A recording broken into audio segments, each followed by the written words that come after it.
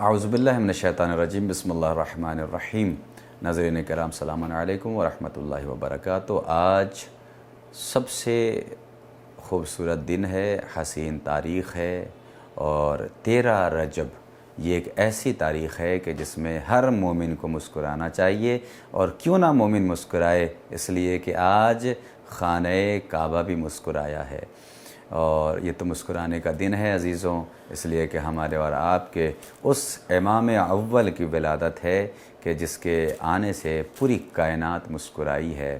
اور اسی امام علی کے ولادت کے موقع پر ہم اپنے تمام ناظرین کے خدمت میں دل کی گہرائیوں سے مبارکباد پیش کرتے ہیں، لیکن اس جملے کے ساتھ کہ علی اس با کمال ذات کا نام ہے کہ جس میں دنیا کی تمام خوبصورت اور اچھی صفات موجود ہیں، لہٰذا جو علی والا ہوگا وہ کوشش کرے گا کہ وہ ہر میدان میں جو اچھا میدان ہے اس میں سر فہرست رہنے کی کوشش کریں، اگر وہ مولا کائنات کے چاہنے والے ہیں۔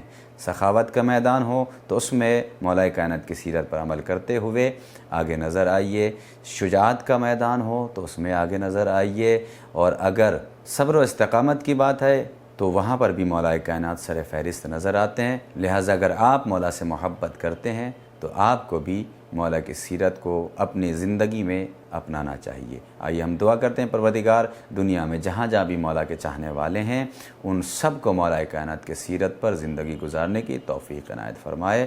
والسلام علیکم ورحمۃ اللہ وبرکاتہ۔